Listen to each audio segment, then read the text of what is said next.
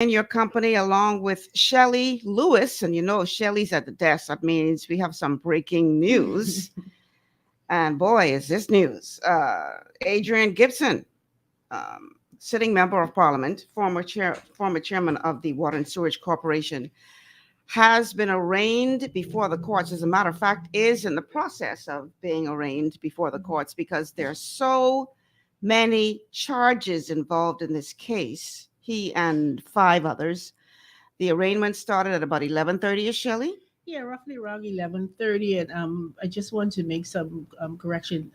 Adrian Gibson has been arraigned, but based on the fact that he's being arraigned along with his co-conspirators, who are being arraigned as we speak. Right. He is still in the jurisdiction of the court. So his portion of it is already done. Yes, It's just that he's got to remain until right. everybody else's portion is Right, done. and he has been charged on some 31 out of 101 counts. Wow. Ranging from bribery, conspiracy to commit bribery, receiving, using his position to influence the procurement of contracts and so forth. Mm-hmm. And the others are being arraigned on the out of the 101 counts. The remaining counts, the others, the other 5 persons, they're being arraigned individually on different counts, ranging from fraud to falsification. Well, that's fraud, fraud by fraud pretenses and so forth. Are you able to say who the other 5 persons are at this time? Certainly, yes. The other, well, Michelle, forgive me, I'm just. I know. Listen, we both just came back from the court. Literally ran in here to try to get this show started. I'm trying to put together the notes. So I appreciate you being here, just because I know this is all so fluid. The co-conspirators are Tanya Demerit, Gibson and Rashay Johnson, Joyanne Knowles, Jerome Missick, Peaches Ferguson, and Elwood Donaldson Jr. Okay, so I need you to quickly explain to my audience. Bail was denied, but that's not unusual in a case like this. Well, explain how this works, in that please. case, it's not unusual. The prosecution in their case has moved that they will move by voluntary bill of indictment, and they can go. I'm sure that they are expected to go to the Supreme Court this afternoon to apply for bail. They have already been informed that they cannot enter a plea to these charges in the magistrate's court. Okay. And they can apply for bail in the Supreme Court. I see. Yes. So this is not unusual. No, it's not unusual. Based on the charges, Gibson being a former chairman, member of parliament, and based on the charges, conspiracy to commit fraud, falsely receiving and all of that. These are charges, what they call indictable offense, because the attorneys had mentioned during the arraignment that there are some of these charges that are electable, which means that what? It can be heard in the magistrate's court. Okay. And the magistrate is saying, look, based on the fact that the prosecution is moving with a VBI, Which is what? voluntary bill of indictment, to meaning that the case will be fast-tracked to the Supreme Court, that even though those cases are electable, the majority of the cases are being heard by voluntary bill of indictment, which means that they are a collective amount of cases and they're not going to be separated. So everything is going to be fast-tracked. So the prosecution is treating this as one lump sum of the case, not individual. Right, exactly. I see. Now, driving here, you had told me that you had been advised, and if you can't repeat this on the air, just tell me, just quit. But you had been advised that there was some offer of a plea. Well, that was rejected. That begs to be clarified, because at the beginning of the trial, the first charge that was read, and attorneys had raised to move for a plea bargain. It was ended as soon as it was raised. So it was raised in court. It was raised in court. That who was asking for a plea bargain? This was when Gibson was being arraigned. Now that, like I say, I'm saying, as quickly as it was raised in court, it was quashed, and that matter needs further clarification at this time. It was quashed by the prosecution. Everyone, by the prosecution, because the prosecution said, "Look, we're moving by voluntary bill of indictment," so that was immediately quashed. And further down, the magistrate said that, look, it's a collective group, and they're treating it as one, and all are going. So in other words, one can't plead because it's going to affect the whole case with everybody else. That is very interesting indeed. So, like I said, and as we speak, they might still be in the court, because At 1:30, they were still, they're taking a break and they're going back to read the remaining charges. When I left, they were 60, And they had 47 to go. 101. So that's 41. Yeah. Yeah, they have 41 more charges to go through, and they each person, based on the charges, they were being arraigned. And there were some persons who were arraigned together on the receiving charges. And when it came to the receiving charges, the persons who are being charged, elite maintenance and oak maintenance, trading as bomb maintenance, they are being charged with receiving. And up to that point, we there was some close to more than $500,000 in payouts for contracts that they received by means of falsification. Wow. So these are some of the charges that are before the courts today. And like I say, they're probably still in court being arraigned, but I've already covered the gist of it in terms of what the charges are, what they're going to do. They've been told that they cannot plead to these charges in the magistrate court because of the voluntary bill of indictment. It's going to be fast tracked, and they're going to have to go through the Supreme Court. Now, I have to, just for the record, C. Alan Johnston is going to be joining me in a short while, and we're going to talk about what this means politically. But I have to tell you, Shelley, that there was a stark difference in what happened at the magistrate's court this morning than, say, what happened in the case of Shane Gibson. I remember when Shane Gibson was brought before the courts, he was paraded in front of everybody in Bank Lane, doing the Bank Lane shuffle shackle, like he done killed 50 people. And it was quite embarrassing, I'm sure, for him that that's the way that he was treated. In this case, I was there to watch the media running back and forth, trying to figure out which car they bringing him in. And they were kind of, a little tricky. And they slipped him in through the back door so that no media got any footage of him actually going into the court. What do you make of that? Well, I myself was trying to get some photographs, because, in the media, we have to put the politics aside, and at the end of the day, we have to cover our assignments. Right. And we want those photographs. We want those sound bites. We want the stories. And we even had challenges with the police officers at the courts, because right now, access to the court was like almost impossible, this morning, because there was no room for the media. They accommodated us and everything. But in terms of what you're saying, Michelle, yes, there was a stark difference in terms of the way the cases were handled. The Shane Gibson and the Adrian Gibson, it's interesting, the same last names. I know, right? But yes, because we stood out there from shortly after 10, and they kept saying he's coming, and and furthermore, he was taken to several different stations. So I understand. Before being brought to the Nassau Street Police Station courthouse, and apparently they also switched vehicles. And this did not go well with the persons waiting, because she kept saying which vehicle was he in, which one, But eventually he came, and there is a backdoor entrance to the holding cell. So rightfully so, the officers, that is where they carry the persons to be charged. Once you're waiting, because at that point when we went up to the courts were in session.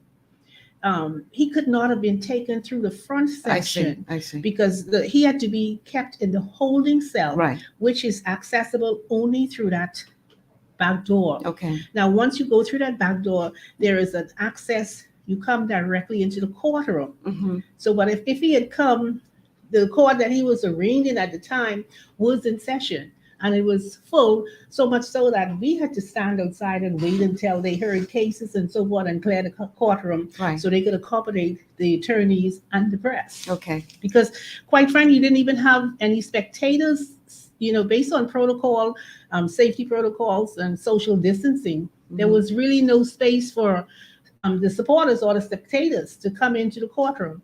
So they had to hold him in that holding cell, which is only accessible through that back door, because court was full. Speaking of spectators, I understand that there was some kind of demonstration going on downtown near the House of Assembly with regard to this case. Is that correct? Well, you and I were downtown, and I've been downtown since this morning. At the been courts, by court yeah, since this morning, so I cannot speak to exactly what transpired downtown, but based on my Reports, yeah. reports, there was some demonstration by a handful of persons um, at the House of Assembly, and showing support for Adrian Gibson, member of Parliament Adrian Gibson. Now, one more thing, and I know you got to go. I know you got to go prepare news and everything, and I really appreciate you being here. Something interesting today.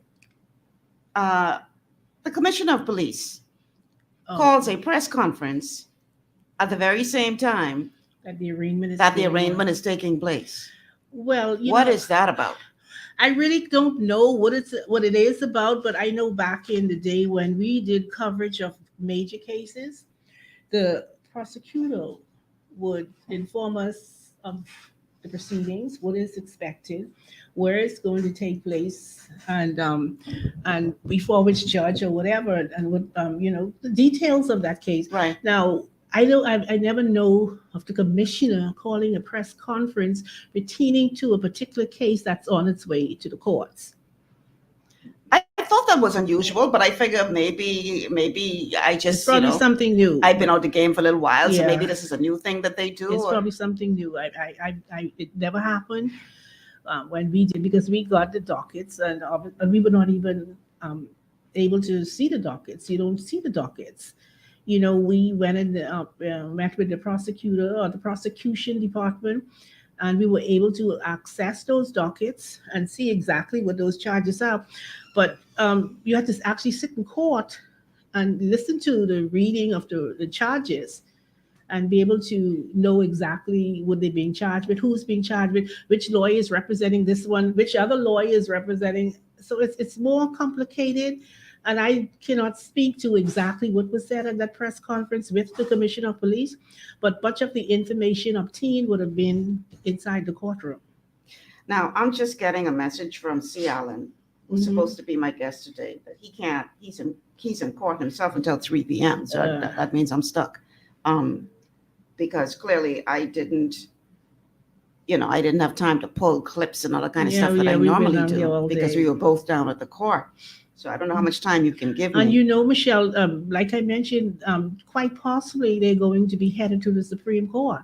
Right. Because they are not allowed to plead in the magistrate's court, and they have been informed already that no, you're not going to be able to plead to these charges because of it's being fast-tracked by VBI, and the next place is the Supreme Court. So do you think that they will get him to the Supreme Court within the day? And if not, what does that mean in terms of where he will spend the night? Well, I'm sure, knowing this, because I'm sure their lawyers would have been briefed and everything. Knowing this, they probably would have made arrangements, like in any case, to go to the Supreme Court and have a judge hear the case and grant bail. I'm sure his lawyers are working feverishly not to have him sent to Foxhill prison, and that is what would happen if he doesn't get to the Supreme Court in time to beg pardon for bail. Wow. And let's bear in mind there are co-conspirators. Like I mentioned, there are five. Actually, it's six. 6 co-conspirators? Yeah. Not including Gibson. Not including Gibson. Okay. And these persons, they are actually contract holders. They were persons who received contracts. They mentioned painting contracts, maintenance contract, landscaping contracts. They received payments. Like I said, elite maintenance, that was very much talked about during the investigation part of the incident, because we heard about the elite maintenance contracts, and it had to do with a relationship with the chairman and a certain party. And now elite maintenance is before the courts. They're part of the conspiracy, and they have been charged before the courts as well. And in addition to another landscape company, maintenance company, and the charges ranging from false pretenses to receiving. And they receive, like I said, more than $500,000 in payouts. They coded the check numbers, the check amounts, and so forth. Now, at one point, there was some, I think it's like $190,000, 200 and some $1,000, right down to so small $700. So those were payments over a period of time between 2020 and 2021, June 2020 to early April 2021, and they've been paid out in checks and so forth. But the prosecution is saying Gibson used his office, I'm going to say office, to influence these contracts, to influence who would have gotten those contracts. Wow. But we all, when we go back and we look at the distribution of, I'm going to say political contracts. Yeah. And, during the campaign, people would say, oh, they took care of family, friends, and lovers. Right. So, it's going to be, yes, they have proof of contracts, proof of check payments, and proof of who they went to. And it's going to be interesting to see how the prosecution is going to probe what determines who gets the contract. Right. How did you influence it based on the fact that you knew this person? It's going to be interesting to hear the evidence revealed during these cases. Speaking of which, I just want to make clear that he has to obviously go through the process. Right. So he is presumed innocent until proven guilty. Just for the record, we're not here saying that he is guilty of what he's facing in the courts. And I think we need to make that very, very clear. But he has been brought before the courts. From a legal perspective, what does that mean as it relates to him being a sitting member of parliament? Well, like you say, he's innocent until proven guilty. Is he going to step down to avoid the distraction at this time, or is he going to remain? We're yet to know. We are yet to know what the opposition is saying regarding it. They're waiting to, and I understand they're waiting for the outcome of the arraignment to know whether he is secured bail and moving forward in terms of what the opposition is going to do. And should he step down, that automatically calls for a by-election in the Long Island constituency. Mm-hmm. And you've been following the conversation. A lot of people are actually calling for his resignation. A lot of people like who? Well, in which quarters? In which quarters? F&M supporters? No. Well, as I was leaving the court, there was an exchange of supporter by supporters, the PLPs versus the F&Ms. Okay. And they were getting a little loud with it, and but he needs to go. He need to go. He needs to resign, and they were comparing the Shane Gibson matter with this matter today. Yeah. And it was really getting rowdy and so forth. So and they're saying just Adrian has to go. So, like I said, it's going to be interesting to follow the case once it goes before the Supreme Court, to actually hear the evidence, because I got to the point where I stopped writing the check number. There was so many, and if you follow the dates, they were all payments, and I'm like, okay, do you use check payments to cover bribes and so forth? Do you pay out in checks these amounts, however amount they are, and in contract payments? And once you have a legitimate contract, it's binding. But here it is, the actual contract holder under issuance of the payment, all before the court. So now you understand what I'm trying to say. Mm-hmm. It'll be interesting to see or to hear how it came to that point, that the prosecution is now saying Adrian Gibson is guilty of influencing these contracts. He's guilty of manipulating the system and everything, issuing these contracts to these contract holders who they're saying is guilty or being charged with false pretenses and bribery. How did it come to that point that they're now all before the court? Let me tell you, this is going to be an interesting one to watch, because I would like to think that this Attorney General and his team would have learned from the mistakes of the previous Attorney General. in those cases, the case of Gibson in particular, Shane Gibson, sorry, it came out that there was tampering with witnesses and yes. evidence. It was just messy, Messy. It was a messy case. very messy. It was a messy case. So I would like to think that if they allowed this to come this far, Mm-hmm. they must have some serious Evidence. Well, even though it's a legal matter and we look at the politics of it and everything, and you both and we all and they often say politics is a dirty game. Boy, look here. It's a dirty game. I tell you the truth. And we're gonna just leave it like that. Yeah. And once they arraigned today, there was only certain things that we can say pertaining to the case because it's before the courts. Right. And what the rules and regulations that govern broadcasting, we're still under that British system Mm-hmm. that we're only allowed to say so much. We cannot analyze. We cannot say anything to influence. influence the outcome Yeah. because there is a jury pool. If they go to the Supreme Court, there is a jury pool that have to determine the innocence or guilt. Mhm. So, like I said, they should be arraigned at by now. They should be complete because when I left there about around 1:30, they were on count number 60 out of 101. Right. So, and Gibson would have already been arraigned on some 31 counts, including bribery, influence, conspiracy to commit bribery, receiving, and so forth. Mm-hmm. Yeah. I know we were talking about it on the way here, and one of the things that I had said to you was that I do recall when he was called in to be questioned by police. There were some media houses on the outside waiting for him to come out. And when he did come out, I saw a very concerned look on his face. Yeah, I saw that too, and I observed the demeanor of those persons in court today as well. He sat there very stoically. He was like not the person that you see before the Parliament.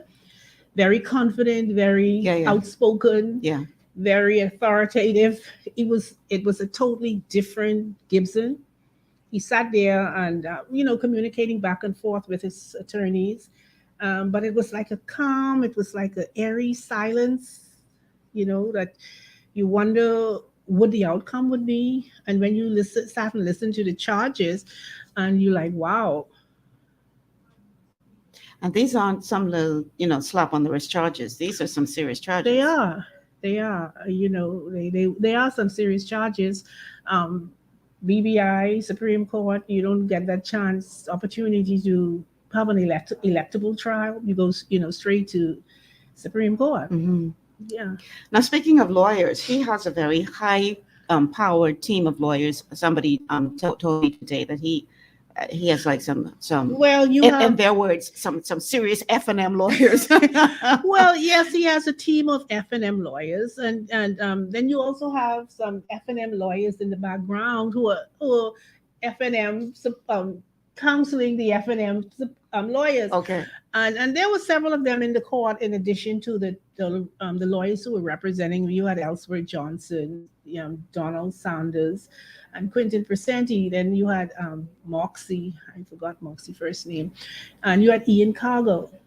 They're top seasoned lawyers. Yeah. But they were representing individuals. For instance, I think Ian Cargill was representing Mizik and Donaldson. Okay. You see? And then you had Sanders and Presenti and Johnson all representing Gibson and several others. Right. So it was like a team of lawyers, and I would think that based on the charges and the fact that they have all been bundled into one and sent to the Supreme Court, you wouldn't want to see one lawyer using his client to turn evidence against the other. Right. So that is something that you look for in instances like this when you have different representation of persons, and because one might say, I'm going to distance myself from the rest, even though I'm being charged with them. When we really go to court, it's like do or die. Mhm. It's like survival of the fittest. I ain't going to jail for you. I ain't going to jail for you. So, and we've been hearing in the community that such person turned evidence against the other has have already done. So like I said, it's going to be interesting to hear the details of the trial, and we should know today because I am thinking that they should be heading to the Supreme Court because there is a 2:30 session. The court breaks for lunch, Mhm. and then they go back at 2:30. Hmm. And That's in 3 minutes from now. yes, that afternoon session when they take that break, they're not. I don't think lunch is going to matter to them. Time is of the essence because the courts go until I think about 4:30. So if they don't get this done by then, Right, he's on the bus. wow. Yeah. So they if they have finished the arraignment at this time, and I'm sure they have, they would be heading to the Supreme Court rather than the restaurant. Mm. Yeah. Whoa, this is going to be one to watch. Now, Mhm. I know you can't stay, and I don't know what I can do for the next half hour. Maybe I'll just treat this sort of as an open Well, line Michelle, for people to call in. something. We have a lot of things that have been happening. You question why the police commissioner um, Calls a press calls a conference press at conference the very same at the time very same that a member time of that parliament. is being arraigned. Yeah, And then we have, we had a bloody weekend. very.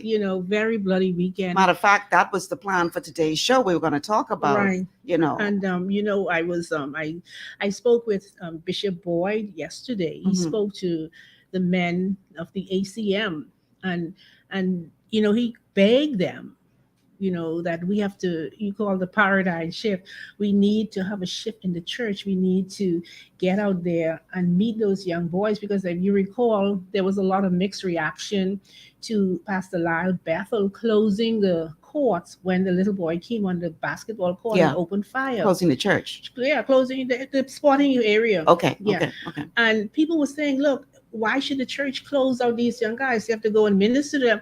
But and Bishop Boyd shared a similar view. And he said, look, we've got to go out to these young kids because and the thing is we've got to, I said, well, okay, we can't reach them. These guys have already made a decision. We're not going to be able to save all. And the thing is, so I said, okay, we go to them, and then he lays it at the home of the family. So how do we reach the family? That's another thing. We keep saying, oh, it starts with the family. And the family, they're not bringing these kids to church. They're not setting that foundation for them to say, Mhm. this is the right path. Mhm.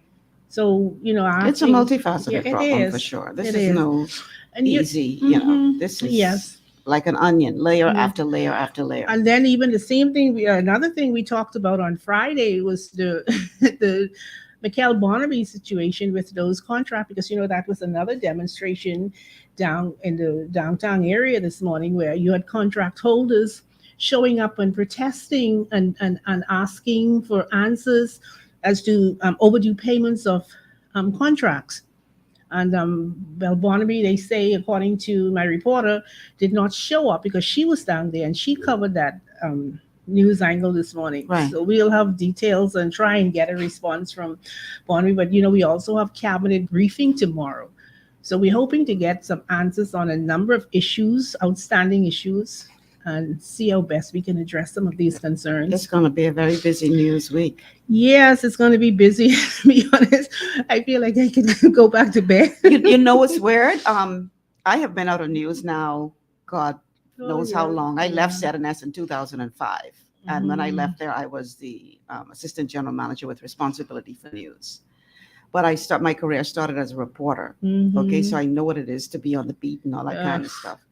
And when you messaged me, because I had reached out to you to say, Shelley, who can I get to, talk about this crime situation on the show tomorrow?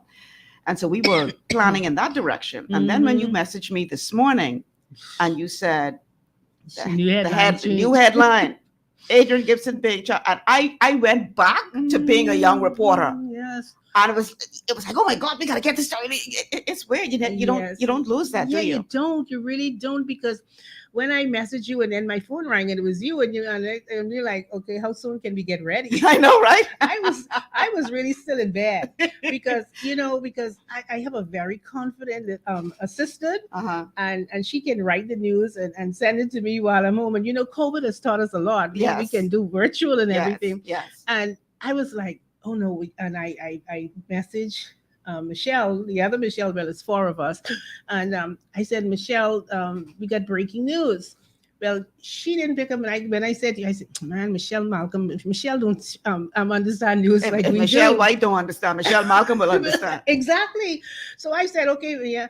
And I was like ready in less than 5-10 minutes. Well, you good. It take me a little longer. I was ready. But luckily for us, they didn't. We were originally told 10:30, Yes. and then we got word that it was going to be more Right. like 11:30 that he was going to be arraigned. Right.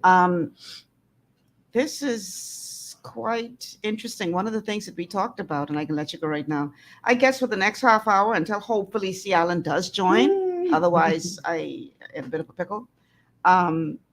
We could take calls from the public to hear what your views are on this. But one of the things that we talked about, Shelley, you said as we were driving, is this going to be the norm now, where we're going to see these politicians drag before the courts? Yeah, that's my greatest concern, because we saw it during the Minnis administration when he carried Sheen Gibson, when Sheen Gibson was dragged before the courts, shackled and handcuffed, literally.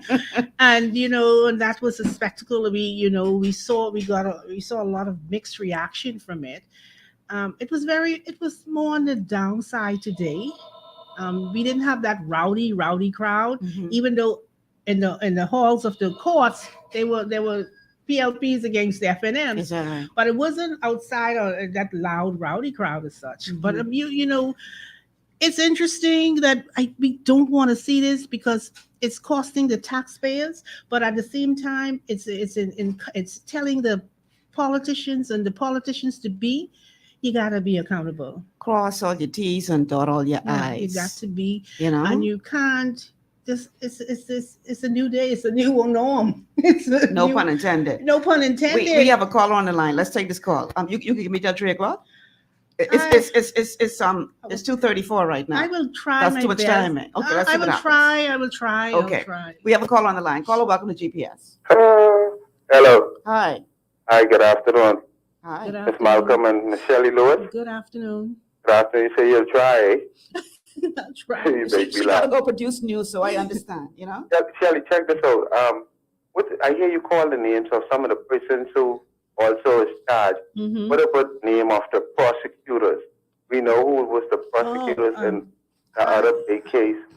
What is the name of the prosecutors? No, I don't have the name of Shelley, check this out. And if he be convicted, if they become convicted guilty, be found guilty, right? The MC also, right? What kind of time they talking about you'll spend for that? Then Shelley, what about the other big case with the police officers? Do you have any names of who these police officers who be in charge with either drugs or mix up with drugs or something like that? I'll hang up and listen. Thanks, Michelle Malcolm. All right, thanks for calling. I know Shelley's having a little coughing session right now. You can answer him. If you answer, I'll go find a cup to get you some water. Okay. All right. Well, I don't have all the names of the prosecutors and everybody. I know there was one officer by the name of Miller who was overseeing the investigation. Now, like I told Michelle, we just came straight from court with all the details, and I had handed them to my assistant to go through. So I don't have that information readily available right now.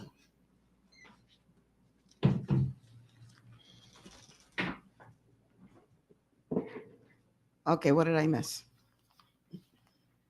You finished answering them already? Okay, the numbers to call, I might as well open the phone lines now. 326-0271, 326-0271, 326-0271, or 326-0272, 326-0272. And I can give Shelley some of my good alkaline water. And the WhatsApp number to send us a message, 824-9952, 824-9952. And we're just going to go as long as Shelley can go, and then we'll take our break when she can't stay anymore. We have a call on the line. Caller, welcome to GPS. Yeah, Michelle Malcolm. Uh-huh. Thanks for getting the water for Shelley. Shelley, the next question is, what about the other big case where some officers allegedly was tried or charged today? Did they come before the courts also? Yes, And what are the names of the officers? What they charged with? they were charged Kind with. of time that people could spend if they be convicted, IMP Shelley. They were charged. Yes, Miller, Officer Miller, and a number of other persons who were in that drug bust in Acklands. They are Yeah. scheduled to be arraigned. I know when I left, there was a gathering of family and friends waiting for that arraignment. So I can't say at that time whether they have already been arraigned, but they are scheduled to be arraigned today. The big story, obviously, though, is the arraignment of Lord, look how I can get myself in problems today. The arraignment of Adrian Gibson, sitting member of parliament for Long Island and former chairman of the Water and Sewage Corporation, who, quite frankly, has been in the news quite a bit as it relates to that chairmanship. After an audit, there were some allegations made of possible abuse of contracts, etc. That made quite a bit of news. And during the election campaign, Mr. Gibson pretty much said that, this is a witch hunt. I've done nothing wrong. Right. And, they're trying to target me and all this kind of stuff. And he won his seat. The people of Long Island believed him that this was just some kind of witch hunt against him. Now, if in fact he is made to step down, not legally, but maybe for political reasons. And I really hope C. Allen hurry up and get on.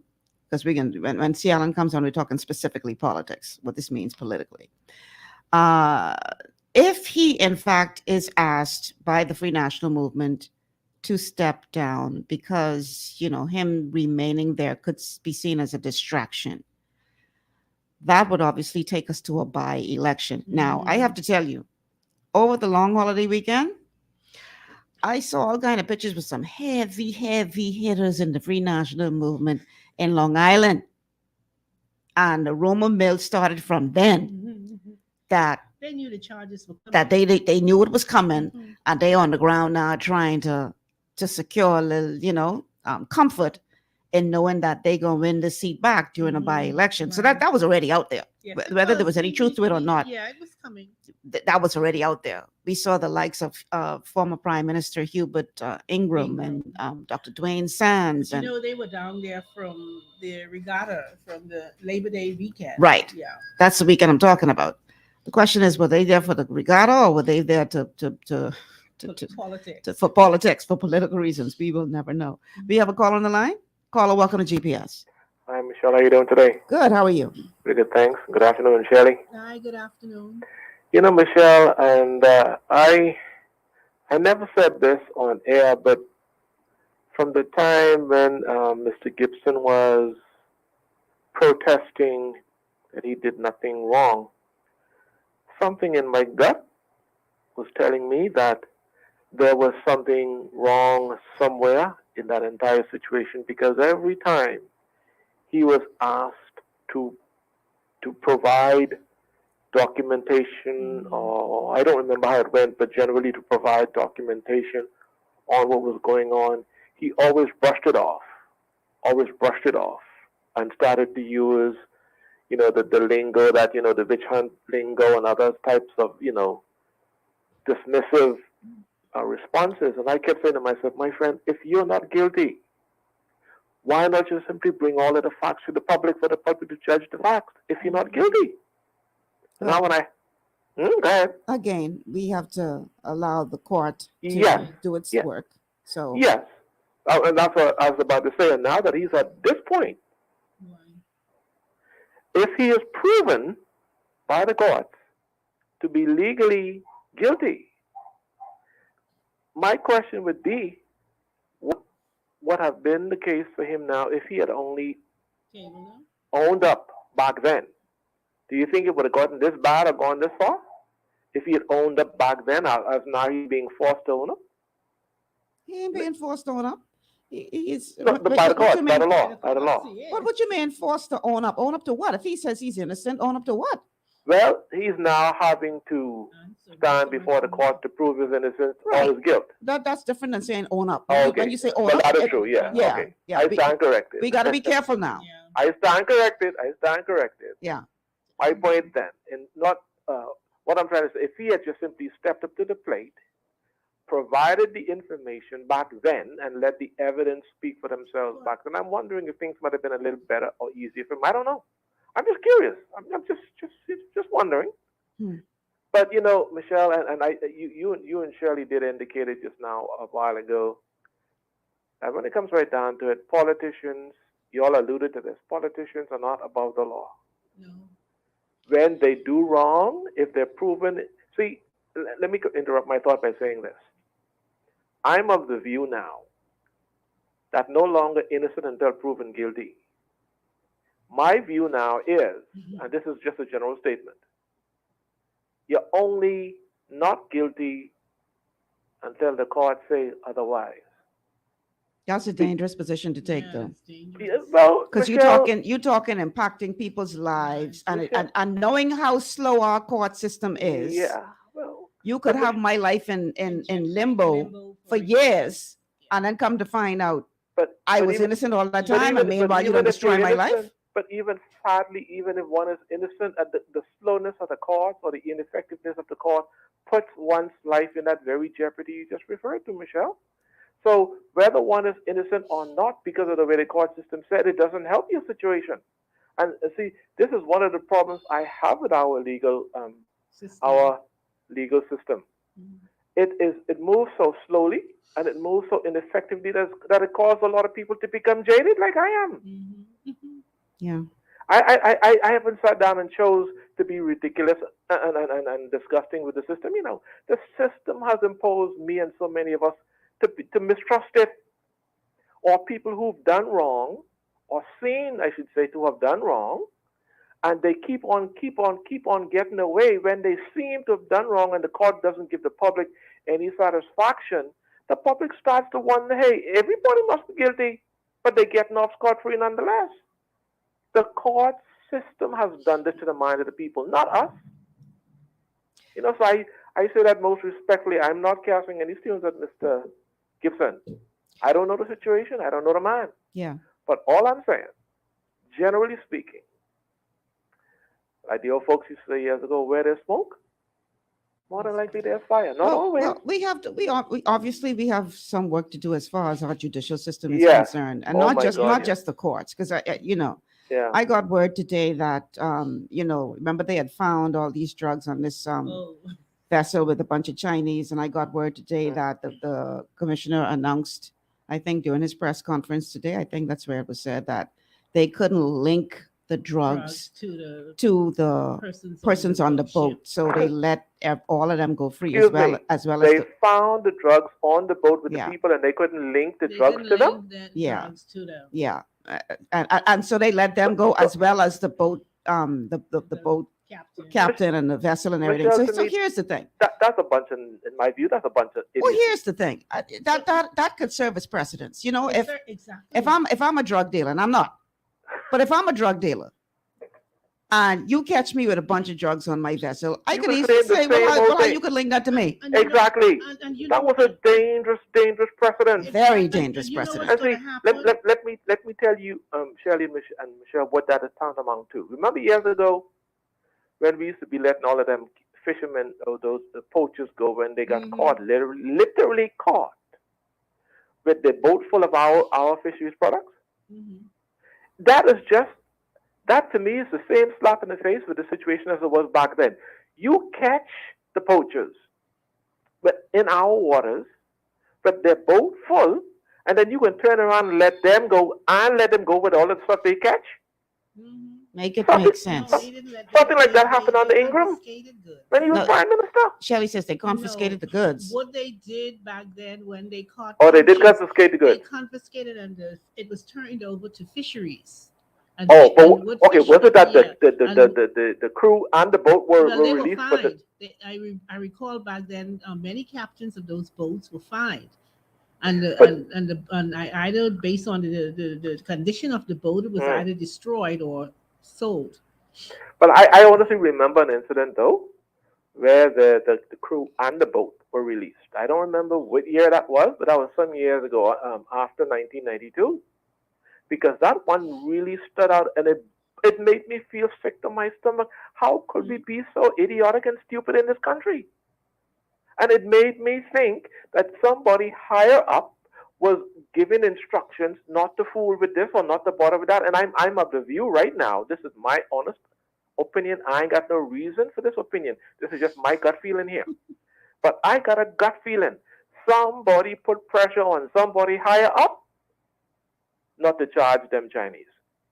That's my opinion, my gut feeling. That has nothing to do with the opinion of your station. Make it Mhm. clear. Oh yeah, but yeah, that's just my personal gut feeling. Now I ain't throwing no accusation. I'm just saying that's my gut feeling.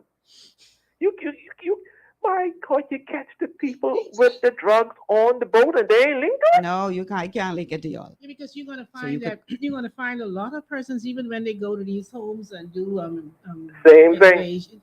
same How you thing, could link that to me? How you same gonna thing. link that to Now, me? mind you, some of them people in them homes honestly could be innocent, not even knowing drugs was in their house. Exactly, but in But cases they arrest everyone. Grammy yeah, and included. then you sort Grammy out who's included. guilty from who ain't guilty at that point. Mhm. But you don't. Oh my God, man, what's happening to this country? Oh boy. Anyhow, God bless you. it I'll must take it you. must be something what we was at the court, so we ain't get the full story, Shelley. Maybe we missing a piece of our story. We got to get the Well, full you know story. But something. Michelle, that piece that come out, That's the enough. piece that's missing can't be as bad as that. That's the Mm, worst of the worst. mm. I have a feeling, Michelle, that this is my gut feeling, there was some political interference that caused that situation. That's my gut personal That's a opinion. Chinese Nobody else's but situation. mine. I have no comment. No, well, no need to, my dear. That's just my opinion. Yeah. God bless you. Thanks for calling, eh? Okay. Wow. So the telephone numbers to call 3260271, 3260271. I can let you go right now, Shelley. 3260271.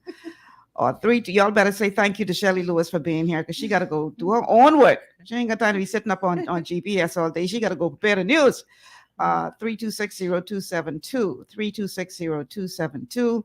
And the WhatsApp number is 824-9952 if you want to send us a message. 824-9952. In case you live under a rock and haven't heard the news, sitting member of parliament for Long Island, Adrian Gibson, arraigned before the magistrates court today on 31 counts, Ranging from ranging from bribery, receiving, conspiracy to commit bribery, and influencing issuance of contracts. a whole bunch of things, Hmm. a truckload of charges. Yeah.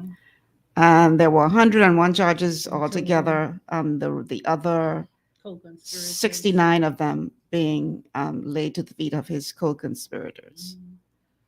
Including the holders of those contracts.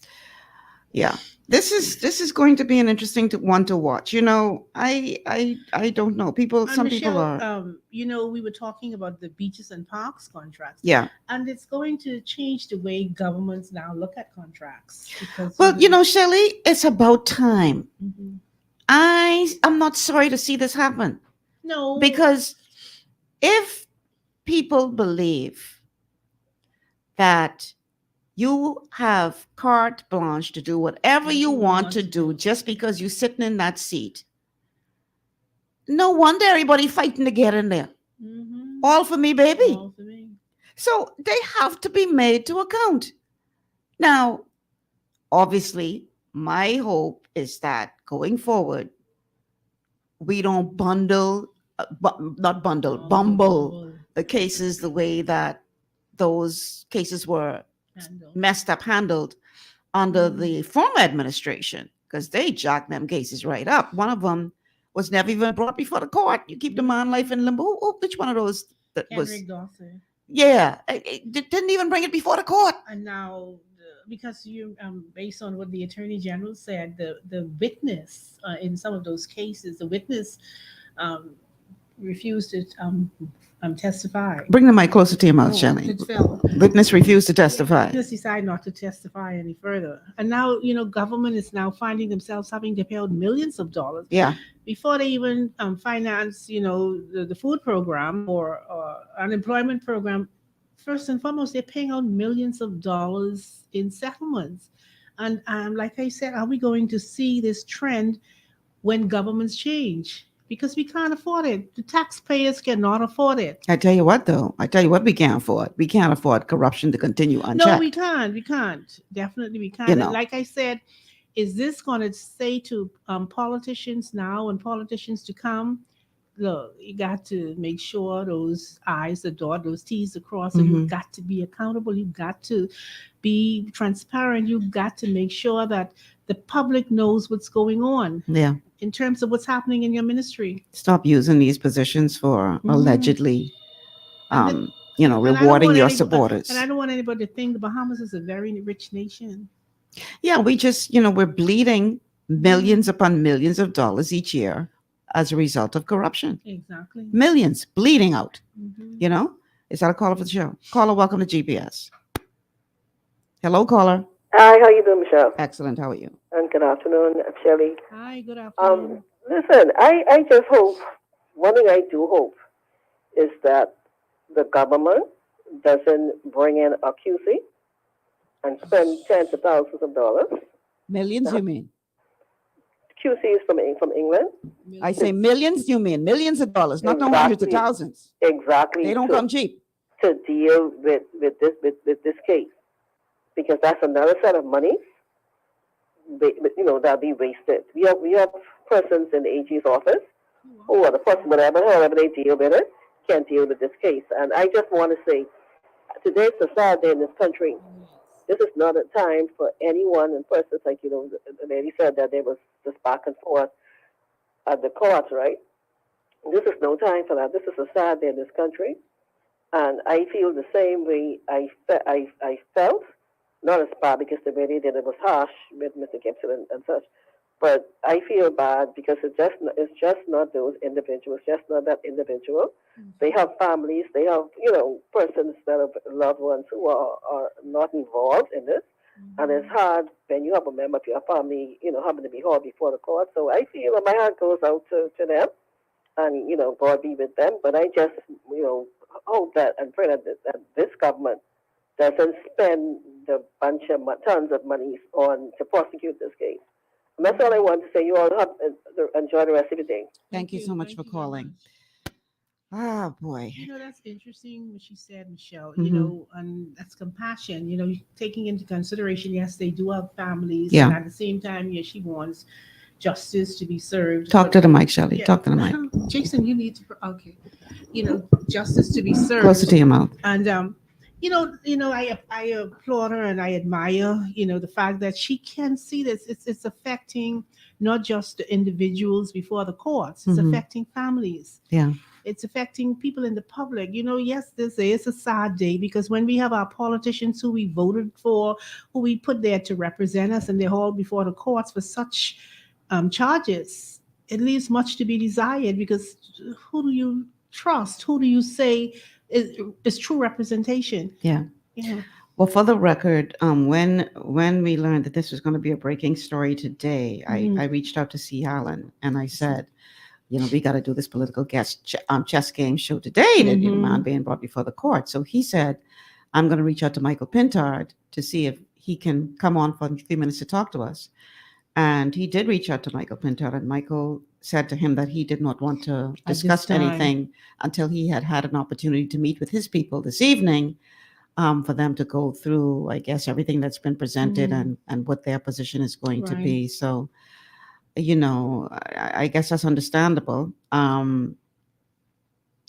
Boy, this is a serious one, because I don't know. Have we ever, from what you can recall, Shelley, had a sitting member of parliament brought before the courts? No, In your not recollection? during my time. I don't recall. I know there was some member of parliaments who went before the courts, Yeah. but not in cases like this. No. I remember being a young reporter. I don't remember his name, but there was one parliamentarian who actually spent a short time in prison for trying to bribe a judge on behalf of one of his constituents. Oh, right. But I can't remember. Oh Lord, that was so long ago. Yeah, That had to that's- be like the 80s. Oh, that was. That was a long time ago. Yeah, that's a long time ago. 80s or early Mhm. 90s. So, okay, well, No. You know, former Prime Minister Hubert Minnis opened a can of worms. You know, first he went and told the international community that the Bahamas is a very corrupt place, and came back and I guess to make good on that pronouncement, Mhm. hauled some politicians before the court very unceremoniously.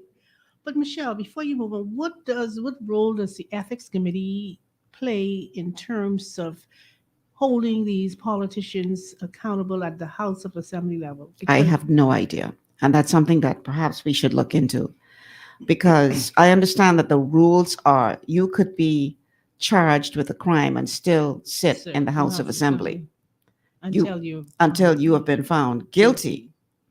Yeah. So you could be charged with anything, but that doesn't mean that you have to step down. And you know that's going to be a big decision for the FNM, the Free National Movement, to make at this time, because you know they're going through a transitional period, having come out of recently coming out of leadership elections. You know, after the loss at the polls in September last year, they replaced Dr. Hubert Minnis with Michael Pintard, and now the FNM is going is going through that period. Excuse me. I'm trying to transition and really rebrand.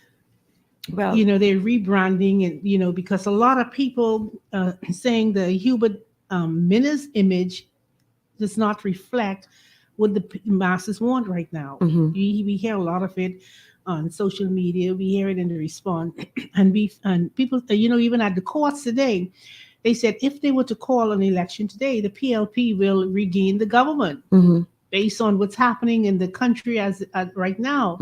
And you know, a lot of people say, yeah, a lot of things are going on. The PLP are doing a lot of things, but at the same time, a lot of people are saying they're not doing enough. The cost of living is high. People are losing their jobs. People are being laid off from their jobs, and you got to strike a balance in terms of the pros and cons, and whether the government, when we grade the government, what is it they're doing? How do we grade them? What is the grade?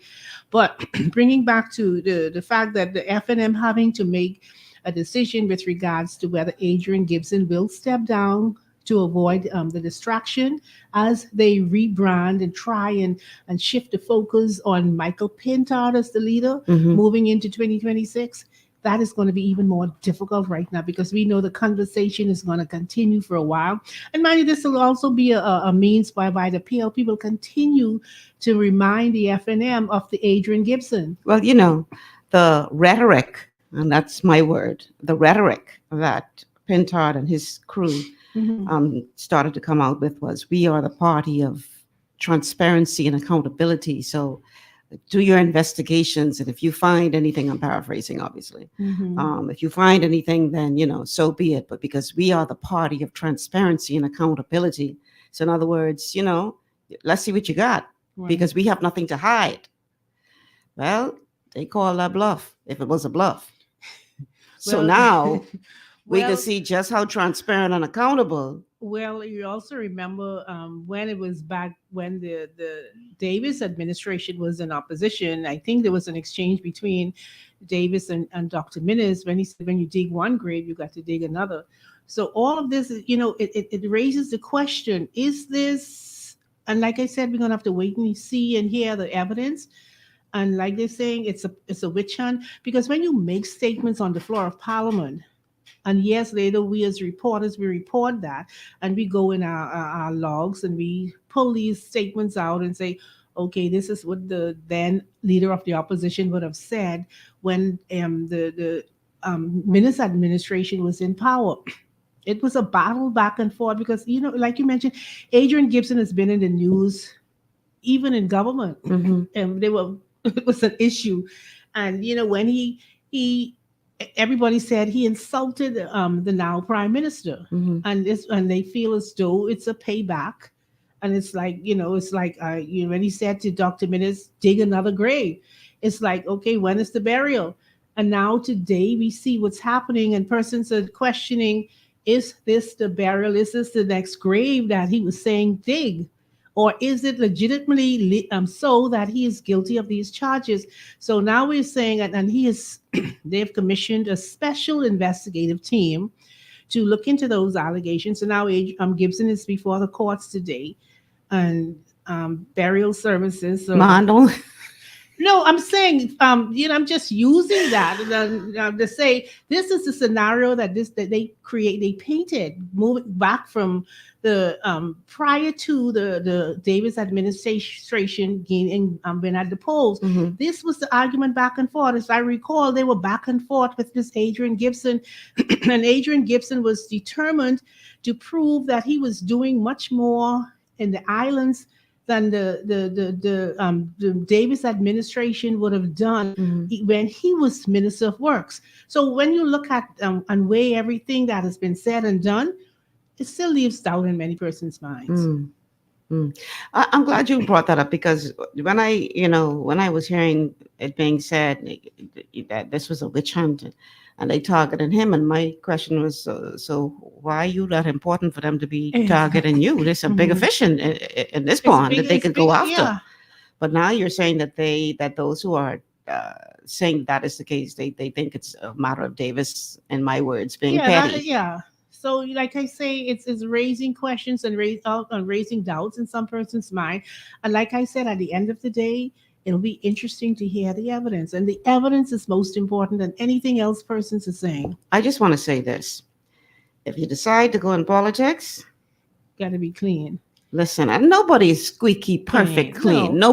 Nobody. Only one perfect man walked the earth, and that was Jesus Christ. Mhm. Okay, so we're not saying that you have something going on in your life, but boy, just know what you're getting yourself into, because this a game. This a dirty game, Shelley. But you know something, this, even back from the Shane Gibson case, now the Adrian Gibson case, it's going to say to parties, let's make sure that we Screen these wannabe politicians. We want to make sure that we are selecting the right politicians. Check into their background. Go and make sure they don't have any criminal background, no owing, and all these different things. But a lot of them have gotten through the cracks, and we find ourselves, and I'm not knocking anybody today, we find ourselves with politicians who are not politicians. Like, they're not good representatives of the people, and we have that across the board. FNMs and PLPs, and there was persons were, I was looking on the thing, the incident with what's the girl, the politician who they claim knocked Joe Beth, yeah, and they're asking what about her? What about what she has done? Allegedly done to, that she can't be taken before the courts and charged for that. And the officer came forth and he has gotten himself an attorney. So what about that? And we always say, well, what about that? You're doing this. What about that? And so we're going to question, how do we trust the system? How do we know what is right and what is wrong, and who is right and who is wrong? And you're going to find a lot of questions over the next days, weeks, and months. The Gibson story is going to die down until they decide what's going to happen. And if they decide that he should step down, then, we go into a media frenzy, preparing for the by-election. And so, it's a wait and see situation. Wow. And now I must see my way out. Yeah, I got to let you go. I know you got to go do your way. Because I appreciate you giving me this hour. Thank you so much, Shelley. And thanks for having me. Yeah, we're going to take this break. Thank you, Shelley. When we come back, hopefully, C. Allen will be on by then. He told me he was in court till 3. It's 3:06. So he should have been out from 6 minutes ago. I can try call him right now and see if he can take my call, see what's going on. If not, we're just going to treat this as an open line, but obviously specifically talking about this situation today. Because, this is a big story, y'all. This is a big, big, big story. Shelley, thank you so much for joining me. We're going to take a break. We'll be back after these words from our sponsors. This is GPS. Understanding your microbiome, also known as your gut ecosystem, can change everything you thought you knew about nutrition, digestion, immunity, and metabolism. Keeping your gut ecosystem healthy and balanced is essential. Ultimate Microbiome by Longevity was specifically formulated to optimize this ecosystem. It provides the advanced support your gut needs through prebiotic, probiotic, and postbiotic supplementation. Our unique blend of probiotics includes Lactobacillus and Plantarum, healthy bacteria that can help prevent harmful bacteria from taking over your gut. Increasing your gut's population of beneficial bacteria creates a more balanced gut microbiome, which has been shown to aid in weight loss, skin health, sleep, mood, and may even help with seasonal allergies. Ultimate Microbiome also promotes the production of postbiotics. Postbiotics are key to help regulate your gastrointestinal health. To enhance digestion, Digizyme Multi-Enzyme Complex, a blend of 5 specific enzymes, has been added to Ultimate Microbiome. It can help break down food so your body can better absorb nutrients. Plus, we've added our proprietary I-26 Hyperimmune Egg Powder to aid in the elimination of disease-causing gut bacteria and help your body balance its immune response. Ultimate Microbiome, the scientific, proprietary, and holistic approach to gut health that helps optimize your body's entire gut ecosystem. To learn more, contact your Longevity associate. Welcome to Sunshine Auto, the hardest place on the planet for a rim fix and tires. We are your auto superstore for rims, Lexani, Azaras, Trueform, Western, Lux, Fuel, Trackline, Tough, Rough Racing, Velocity, Mud, All-Terrain, and low-profile tires, cars, homes, and commercial window tinting. At Sunshine Auto, we put God first and customer is king. Blasted love. To stay healthy, it's crucial to make sure you get the nutrition you need every day. But it's difficult to get all your recommended vitamins and minerals from food alone.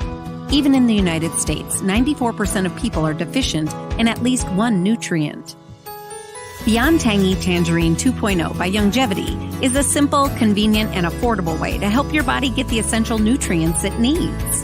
It's an advanced plant-driven multivitamin mineral complex that contains certified organic whole foods, trace minerals, and antioxidants. BTT 2.0 supports your body's natural defense system with a proprietary blend of energy-boosting and body-loving nutrients, plus prebiotics, probiotics, amino acids, and enzymes that support digestion. With an unusually high ORAC score of 8,000, you get even more antioxidants to help combat free radicals that can cause damage to your cells. But to get the most benefit and value from any multivitamin, your body must be able to break down the nutrients so you can fully absorb them. Otherwise, they'll just pass through your system without doing any good. Beyond Tangy Tangerine 2.0 was specially formulated with synergizing cofactors to ensure you get maximum nutrient absorption. Beyond Tangy Tangerine 2.0 is the easiest way to give your body the balance and complete daily vitamin mineral supplement it needs for optimal support of your overall health. To learn more, contact your Longevity associate. This portion of GPS is brought to you by Tiki Bikini Hut at Junkanoo Beach. Great food, cool tropical drinks, and family fun in the sun. And just got a microphone there. Welcome back to GPS Global Paradigm Shift on Global 99.5 FM. I'm not hearing myself in my headphones anymore.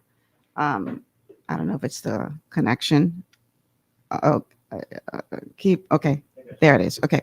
Welcome back to the show. Michelle Malcolm in your company today. And breaking news today is what is going to dominate the show. In case you have not heard, Long Island Member of Parliament Adrian Gibson arraigned in the magistrate's court today, facing 31 charges. Included among those charges,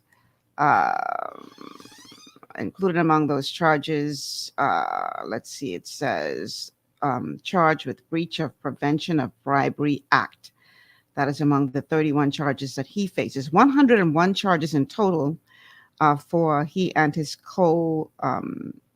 co-defendants in this case. It is all being lumped together as one case.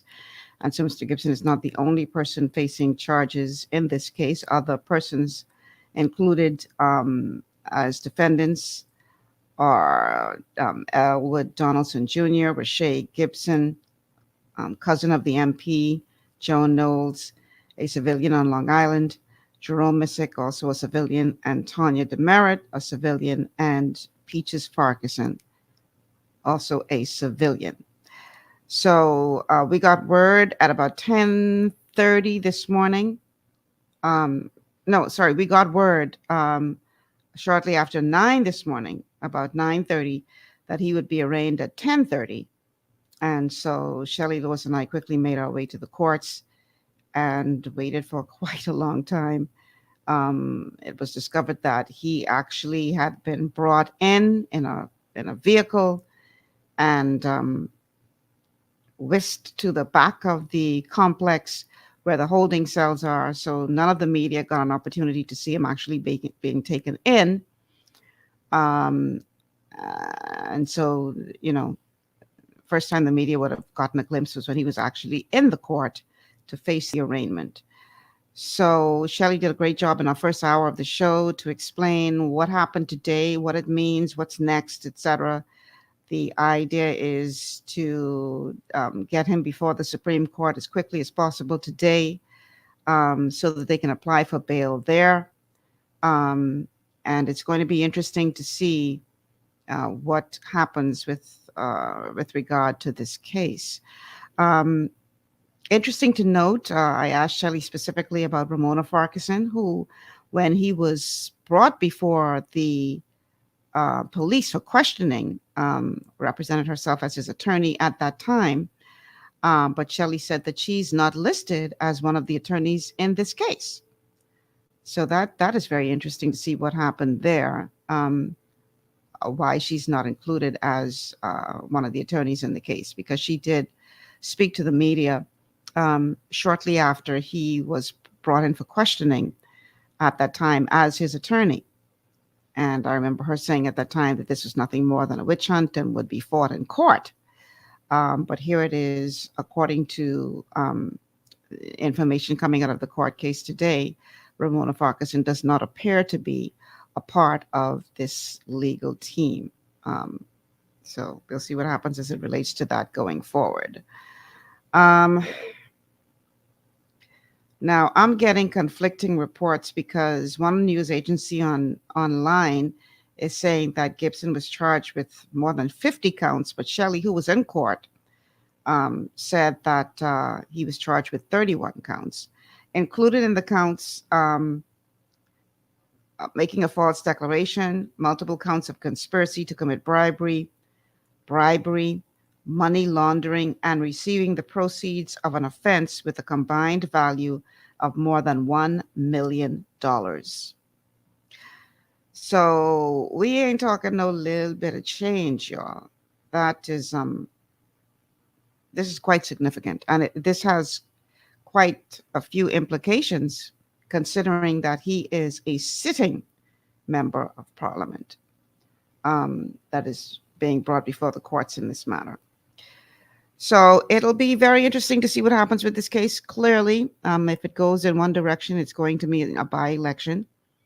And there's already rumbling on the ground from both sides of the political divide as to who will be the person to vie for the seat. I'm hearing unconfirmed alleged reports that Dr. Dwayne Sands is the person that's being pushed for the Free National Movement. Somebody else sent me a message a couple of days ago. What's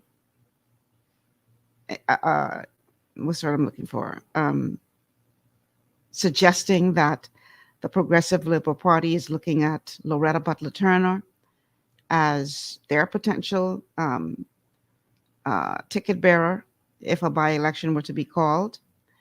And if that information is correct on both sides, boy, what a slug out fest that would be. Now, one may argue that no matter who the F&M sends, they could send Toby the dog and Felix the cat. that the people of Long Island will vote for them. This could be the argument because of, I don't know, history of how they would have felt they were treated by the late Sir Lyndon Pinling, that they will never again vote anything but F&M.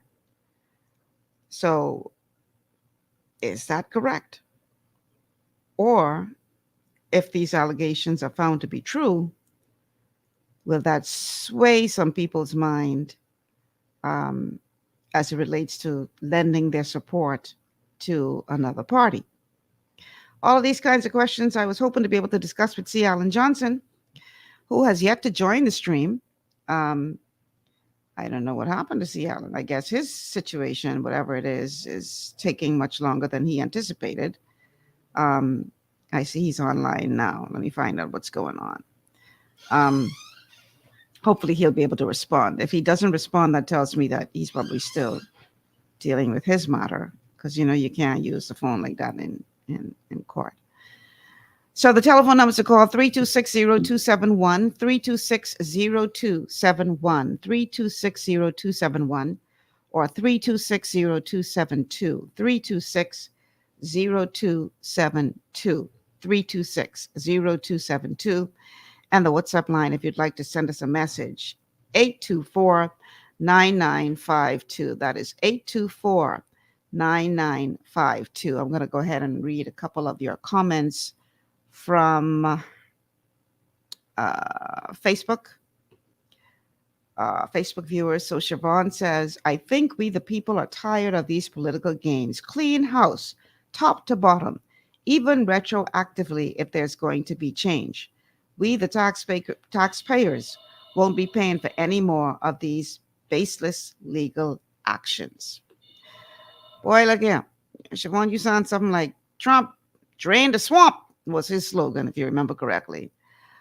It'll be interesting to see, if we took that approach, how many will be left standing? Real talk. How many will be left standing? Boy, this is going to be interesting to watch. Dillis says, you are talking about a general election. I think he must have been referring to something that Shelley would have said. Not sure. Dillis also said, watching my God work. Is that a caller for the show? Yes? I don't know what the finger means. Is that a caller for the show? All right. We have another comment from Siobhan saying, these seems to be pure entertainment at our expense. I don't see anything funny or entertaining in this regard.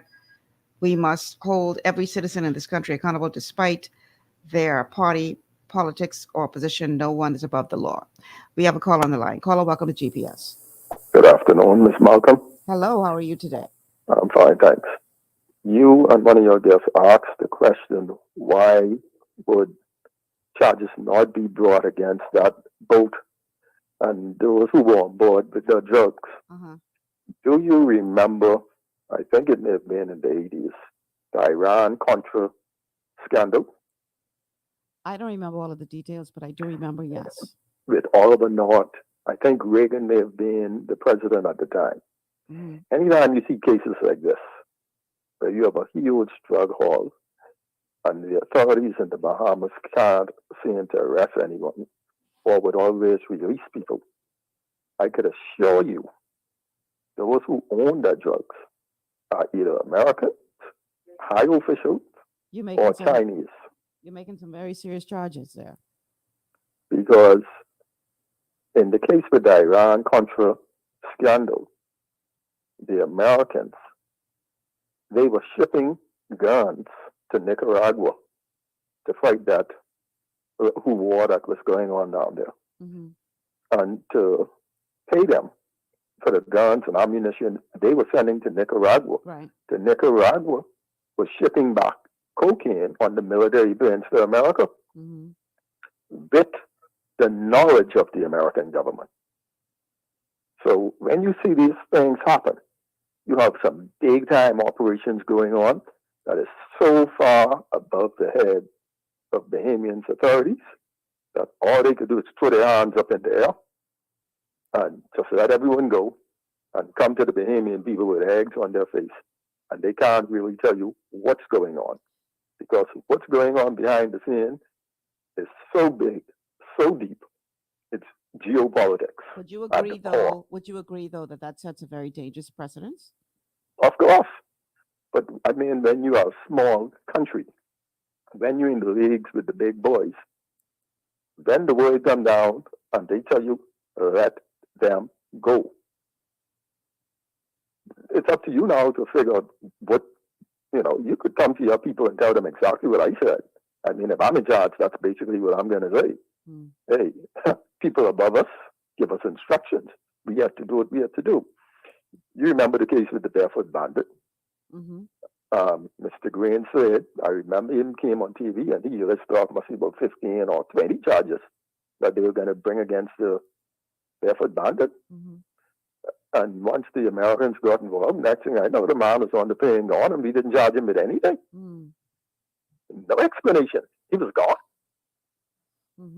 So in one case, we were about to charge him. And once the Americans got involved, no charges. Oh, in that case, I'm kind of glad the Americans carry him, because that's just one bumblebee without defeat up in that prison. And, I agree. So when you see things like this, it is either the DEA, the CIA, you see, this is their cocaine.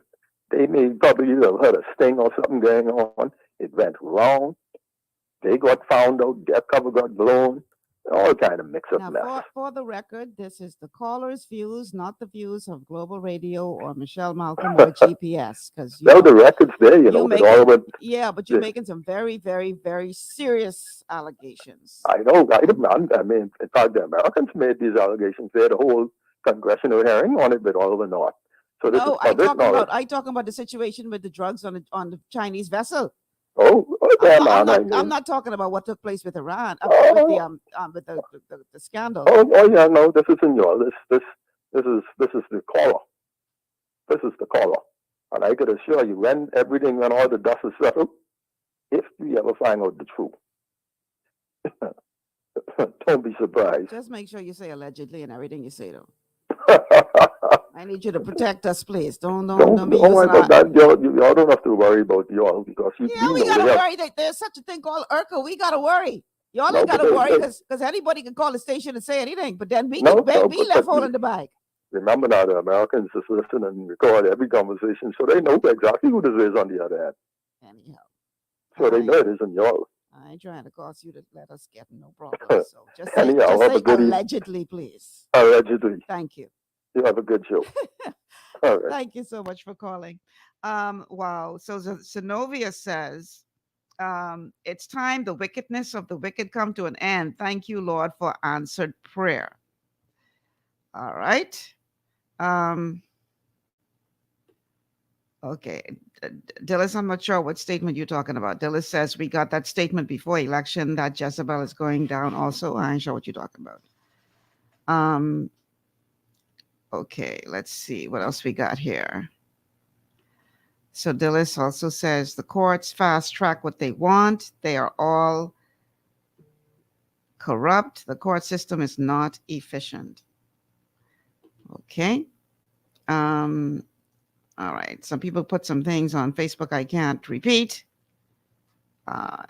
because that would cause a problem for us with IRCA. So yes, let's watch the language, please.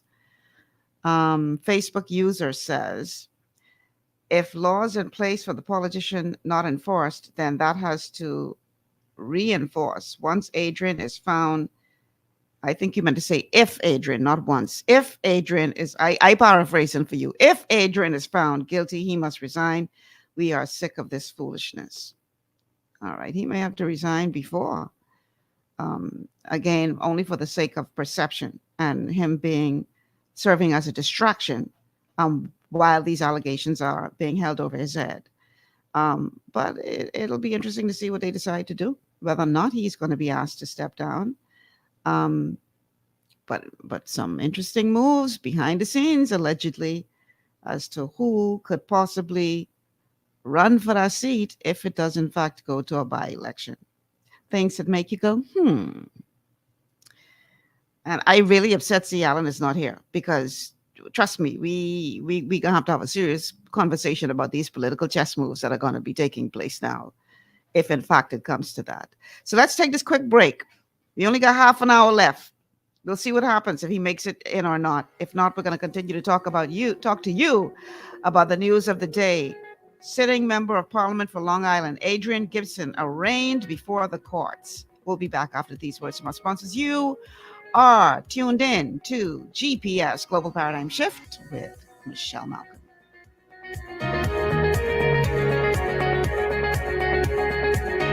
Your body's immune system is under constant pressure from things like stress, lack of exercise, and toxins in the environment. It's crucial to be proactive and support your immune system with the nutrients it needs to function effectively. But it's often hard to get these nutrients from food alone. Introducing fast-acting Zinc Plus Immune Support by Longevity. Unlike zinc-only supplements, Zinc Plus Immune Support builds on the proven power of zinc and adds complementary nutrients to give your immune system extra support. Vitamin D helps balance the effects of zinc, while our proprietary blend of natural fruit and root extracts provides the extra help your immune system needs to work against daily stressors. And we've included Longevity's exclusive plant-derived minerals to give your body the minerals it needs, but can't get from food alone. And because Zinc Plus Immune Support is delivered in a great-tasting, sugar-free, berry-flavored lozenge, it encourages quicker absorption of all these nutrients into your body. Zinc Plus Immune Support. Zinc plus the extra support your body needs to promote a healthy immune system. To learn more, contact your Longevity associate. Welcome to Sunshine Auto, the hardest place on the planet for rims, paints, and tires. We are your auto superstore for rims, Lexani, Azaras, Trueform, Western, Lux, Fuel, Tracklight, Tough, Rough Racing, Velocity, Mud, All-Terrain, and low-profile tires. Cars, homes, and commercial window tinting. At Sunshine Auto, we put God first and customer is king. Blessed love. It's gotten harder and harder to get your daily requirement of vital nutrients from food alone. Without additional vitamin and nutrient support, your health and well-being can suffer drastically. That's why Z-Radical was specifically formulated. It combines a blend of antioxidant-rich vitamins, minerals, and botanicals with the protective powers of fucoidan to help fill the gaps from lack of nutrients in your foods. The core of Z-Radical is fucoidan, a naturally occurring polysaccharide that helps stimulate immune reaction, protecting you against inflammation and oxidative stress. We harvest this powerful mineral-rich nutrient from brown seaweed, harvested only from the world's most pristine ocean waters to ensure the purest quality. It's then extracted using cold process technology to ensure maximum levels of bioavailability. Then we add essential vitamins that help to protect your cardiovascular and nervous systems and are crucial for optimal immune and neurological function. Z-Radical also includes a proprietary blend of delicious antioxidant-rich fruits and berries. This great-tasting combination helps your body combat free radical imbalances that can contribute to a variety of degenerative conditions like arthritis and heart disease. Z-Radical. Experience the power of fucoidan with antioxidant-rich berries, 8 essential vitamins, and more to provide you with potent health benefits. To learn more, contact your Longevity associate.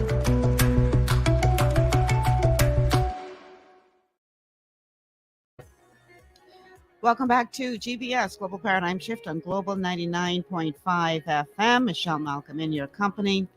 I want to say again, thank you to Shelley Lewis, who spent the first half of the show with us. In case you are not aware of what's happening in the Bahamas today, we have a sitting member of Parliament, Adrian Gibson, member of Parliament for Long Island, who was arraigned before the courts on multiple charges, dozens of charges, stemming to contracts that were issued during his tenure as chairman of the Water and Sewerage Corporation. He, along with 6 others, are facing a combined 101 charges, and they're all being lumped together as one case. They were not required to enter a plea in the magistrate's court today, and we do believe that the thinking was for them to fast track it to the Supreme Court, where he would be able to apply for bail. Now, Shelley and I left the court about 1:30ish, so we're not sure. There's an update. Come. $150,000 bail for just him or the whole group? Him. Okay, so he's been granted bail of 150. Thank you, Shelley. And it has to be settled before he's released. Okay, so he has to come up with $150,000 today. Bail, yeah, $150,000. Okay, in order for him to be able to not spend time at Her Majesty's pleasure. Is that a caller for the show? No. So that just updated. $150,000 bail granted, and he has to be able to meet that before he is released. Now, interestingly enough, and Shelley can correct me if I'm wrong because she's out in the news area listening. But interestingly enough, I don't recall seeing any senior Free National Movement figures at the court in support of Mr. Gibson. I don't recall seeing any there. Now, maybe they were already in the courtroom and I just didn't see them because I never made it into the courtroom. I was outside the whole time. But it doesn't seem that any of the senior Free National Movement figures were at the court today to show support for Mr. Gibson. We have a caller on the line. Caller, welcome to GPS. You need to turn down whatever you're listening to us on because we're getting Michelle? feedback. Yes. Michelle Malcolm. Yes, sir. Michelle Malcolm. We're listening to you, sir. Go ahead. The politician who you were trying to remember, name was Wilbur Moss. Yes. And the magistrate was Cleopatra Christie. Okay. What can He you was trying to bribe her for one of his sons. I thought it was I didn't think it was his son. I thought it was a constituent who had some kind of ruling against them and went to him asking for help, and he went and allegedly offered the judge a couple dollars to help the person out, and the judge say, "Oh, really? You're going to jail." From what I recall, that's how that happened. I don't remember it being his son. I think it's one of his sons on one of them drug charges. I don't recall that. I can't confirm that, but from what I recall, and this was a very long time ago, from what I recall, it was a constituent of his who, and I could be wrong, but this is just my recollection. It was a constituent of his who ran into some kind of problem and went to him for help. And he offered the judge a couple dollars to let the person go or something like that. I don't remember it being a son, but I stand to be corrected. But he did spend jail time for bribery or attempted bribery of a judge. It was Wilbert Moss. That is correct. And that was that had to have been, if anybody is good with dates, you can let me know when that was. I'm thinking that was back in either the 80s or early 90s. But that was a long, long time ago. Okay, so this will be interesting to watch over the course of the next several weeks. Will this case be fast-tracked, meaning that we won't have to wait months or years for it to be brought before the Supreme Court? Will we be able to hear the evidence a lot sooner than that? It'll be interesting to see what happens with this case. Either way, it does have serious ramifications for our political landscape. And we have to talk about what that is going to mean.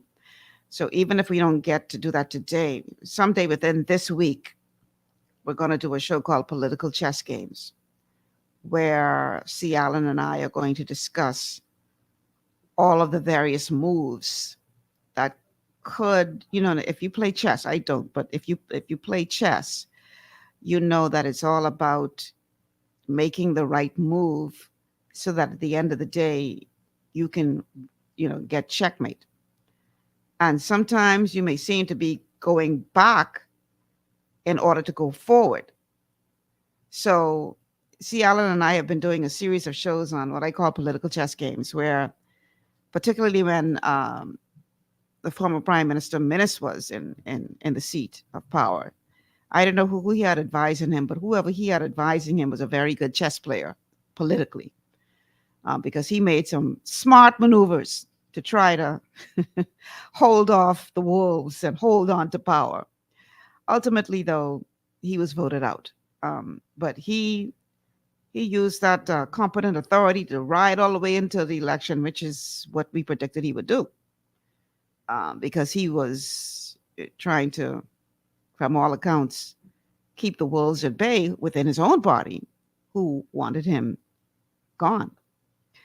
So with this now developing, clearly the chess pieces are out, and I'm sure that the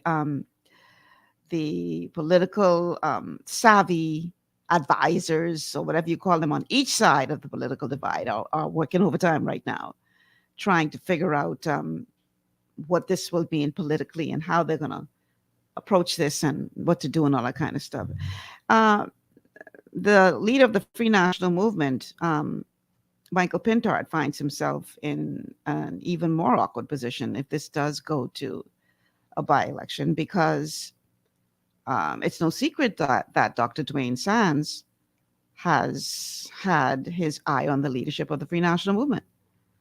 So could it be that if he is given the nod, if it goes to a by-election, and if he were to win, would that be a problem for Michael Pintard holding on to the leadership of the Free National Movement? All these kind of things we got to talk about, man. We got to talk about it. We got to talk about it. Can't ignore it. These are some interesting times in which we live. I would love to hear from you, though. What are your thoughts? 3260271, 3260271, 3260271, 3260272, 3260272, 3260272, or our WhatsApp line 824-9952, 824-9952. So Dillis says, something rotten in that pot. Wow. Okay, let's move down, see what else we have here. Siobhan says, while it may be the moral thing to extend empathy for the allegedly accused family, nonetheless, we all must be reminded that we have a moral obligation to do the right thing even when no one is around. I personally don't empathize with thieves. We all should use our moral compass and should know what's right and what is wrong. Okay, Zenobia. Zenobia says the real question is, does the law of the Bahamas apply to politicians, or are they above the law when they sit as MPs, senators, or prime ministers, and getting away with mismanaging the Bahamian people's funds year after year from 1968 to present? Well, Zenobia, I hope not. I really do hope that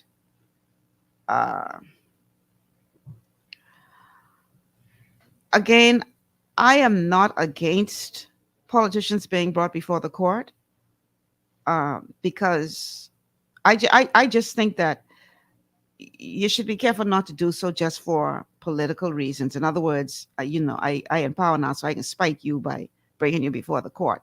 And then you bring this weak case that nobody could win, including you, wasting the taxpayers' money. That to me was kind of stupid. But if this action of bringing these people before the courts will deter a future politician from dipping in the cookie jar or trying to take the whole jar itself, then I'm for it. Because we, year after year after year, hemorrhage millions of dollars to corruption. Millions of dollars. And if these people aren't made to account, then why would they be expected to do any better? People only do what they are made to account for. They only, even down to a child, if you don't If you don't require anything of that child, that's exactly what that child will give you. Nothing. So if these people believe that they could go in the House of Assembly or go in these positions of authority, chairmanship or whatever, and use that the public purse as their own personal ATM, and all you do is give them a slap on the wrist, and I'm not saying this specifically to the case of Adrian Gibson, I'm just speaking in general terms, then why should they stop? Why should they stop?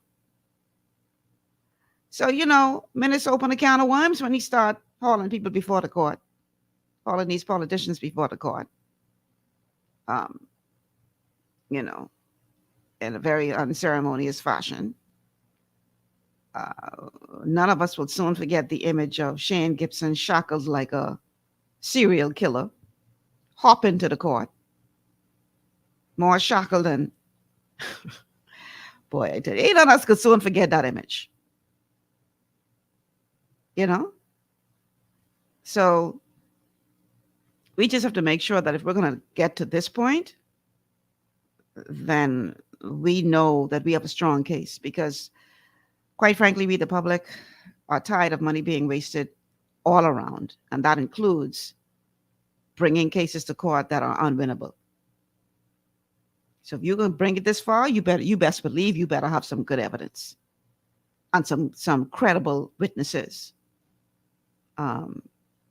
Because we know it's going to cost us money once again to go through this trial.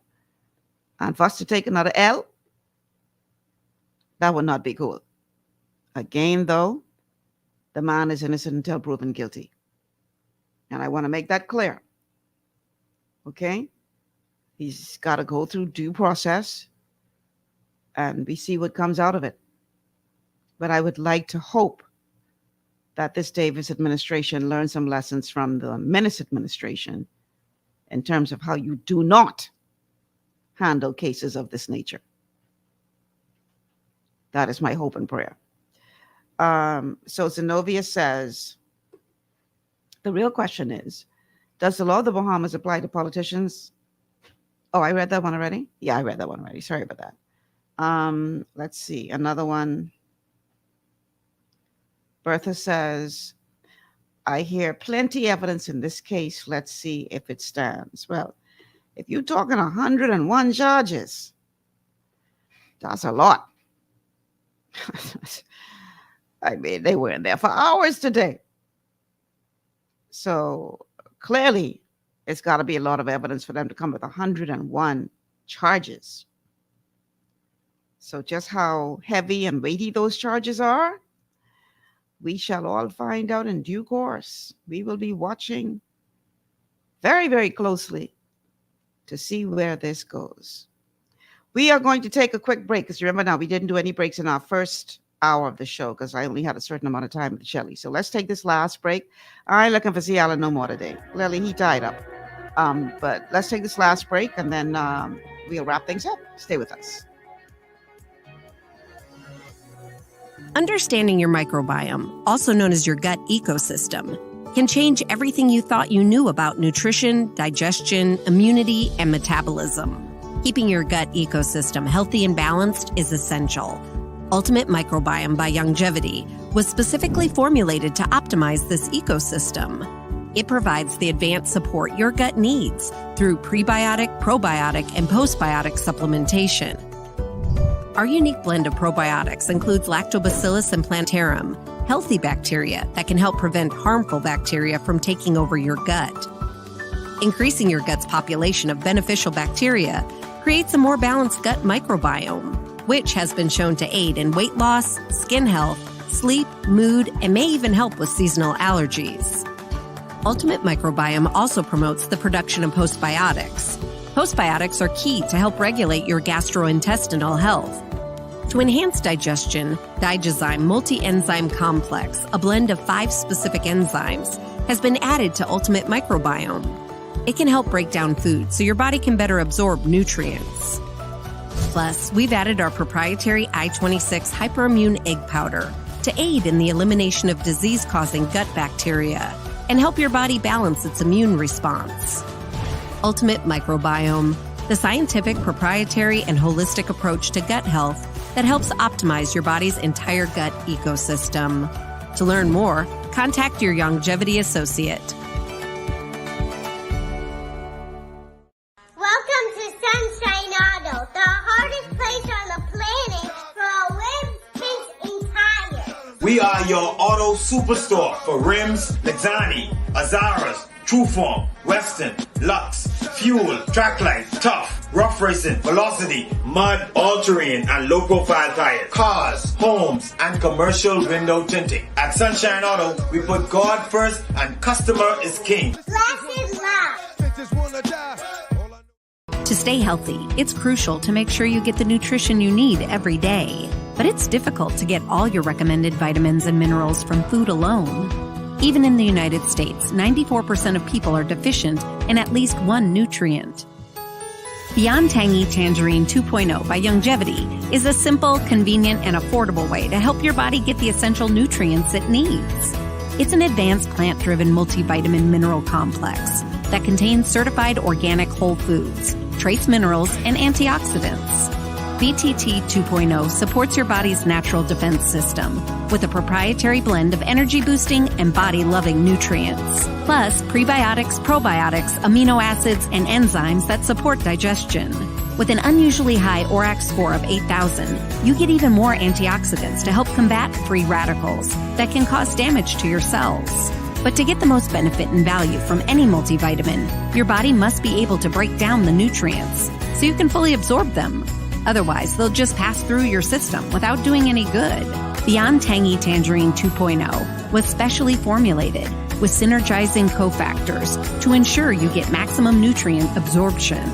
Beyond Tangy Tangerine 2.0 is the easiest way to give your body the balance and complete daily vitamin mineral supplement it needs for optimal support of your overall health. To learn more, contact your longevity associate. This portion of GPS is brought to you by Tiki Bikini Hut at Junkanoo Beach. Great food, cool tropical drinks, and family fun in the sun. Welcome back to GPS, Global Paradigm Shift on Global 99.5 FM. Michelle Malcolm here on this very interesting day here in the Commonwealth of the Bahamas. This just in, opposition leader Michael Pintard says the Free National Movement stands in solidarity with its Long Island MP Adrian Gibson, who was arraigned today on, this says, 56 charges stemming from an investigation into fraud at the Water and Sewage Corporation. I'm going to go ahead now and read the statement that has been issued by Mr. Pintard. And it says, opposition leader statement on FNM MP Adrian Gibson. It has come to the attention of the Free National Movement that charges have been brought today against a number of individuals in the magistrate's court. Among those reportedly charged is Free National Movement Member of Parliament for Long Island, Mr. Adrian Gibson. Given the sensitivity of the matter, I will limit my comments to the following. Mr. Gibson is first and foremost a member in good standing with the Free National Movement and is also an active and important member of our parliamentary caucus. We in the Free National Movement stand in solidarity with Mr. Gibson and believe that according to the laws of the Commonwealth of the Bahamas, he is innocent until proven guilty and that he is entitled to due process and a fair trial. The FNM will therefore work to ensure that Mr. Gibson's rights are observed and not abused, and we remain resolute in our position that at the end of this process, justice and truth shall prevail. And that is a statement from the Honorable Michael C. Pintard, leader of Her Majesty's Loyal Opposition and leader of the Free National Movement, that statement being issued just minutes ago. So there you have it. Free National Movement is standing in support of Adrian Gibson. And they too are saying that, he is, deserving of a fair trial, innocent until proven guilty. We all agree with that. No disagreement as far as that is concerned. And so everybody will be waiting now to see what the trial unfolds. What kind of evidence do they have on Mr. Gibson and his co-accused to be able to bring them before the courts on 101 charges. What a day, what a day. This took me back to my old days as a young reporter, man. I got that bug again when I got that call from Shelley today. I said, what? I'm here, get ready. Let's go down to the court, see what's going on. So yeah, this is going to be wow.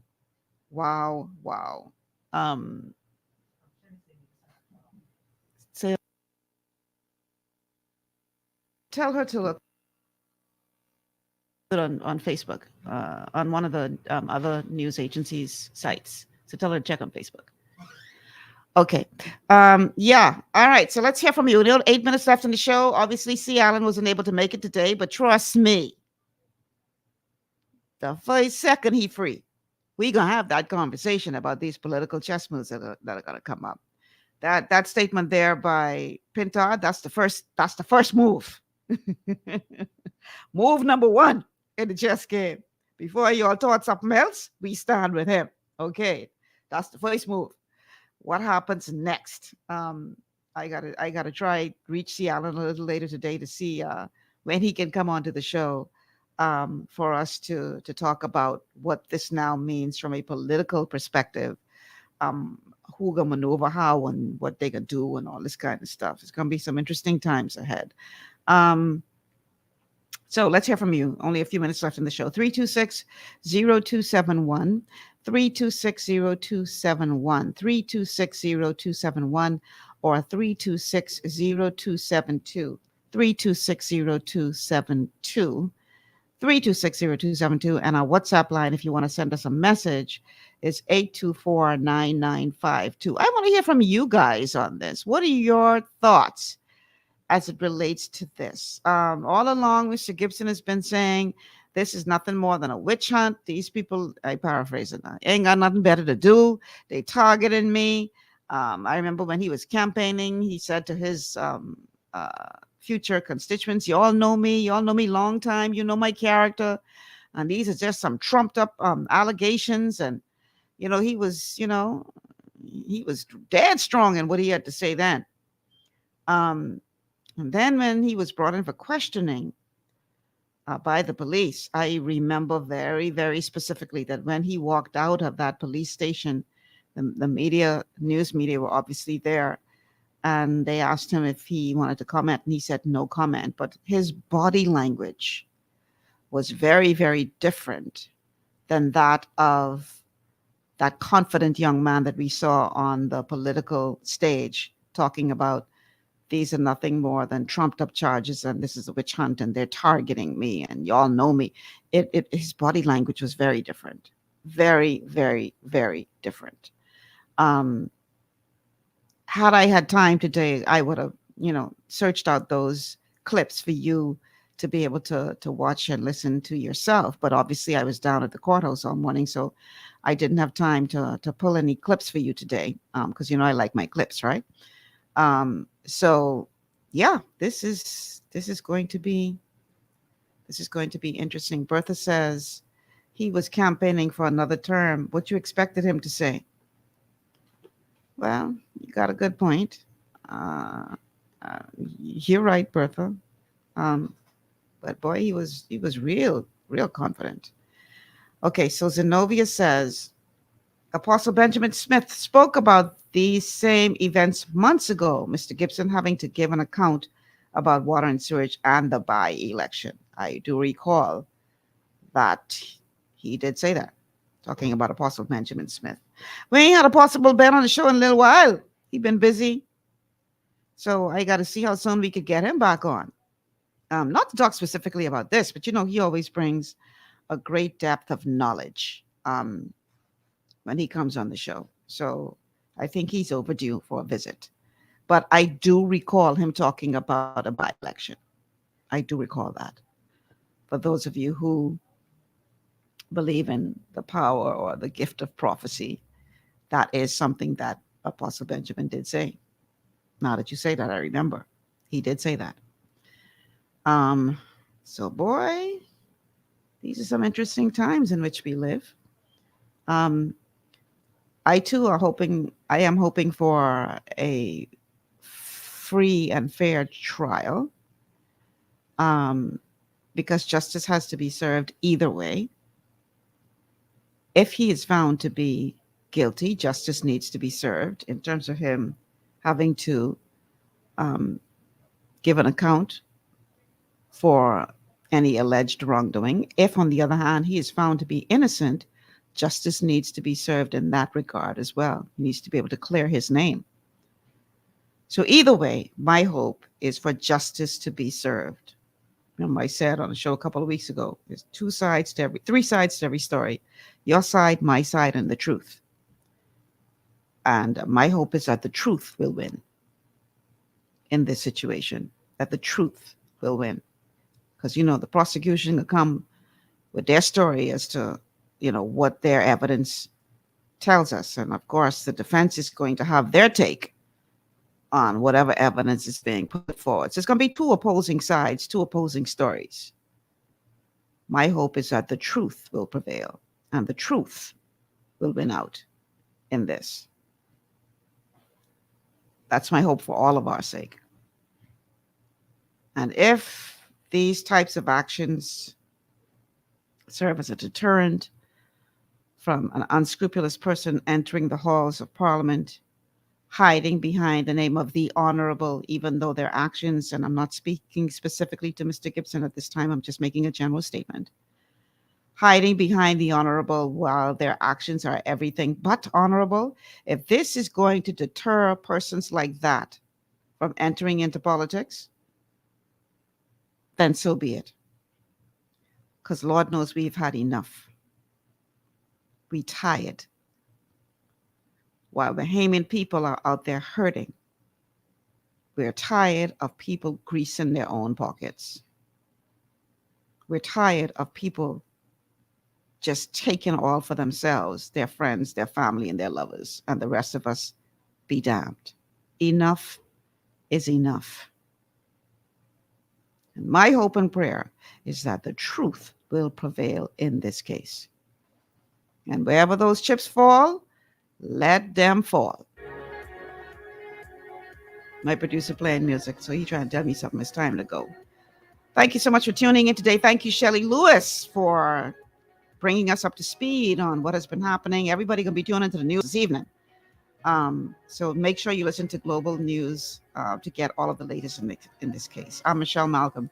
Thank you so much for tuning in. And I will see you guys tomorrow. Have a good one.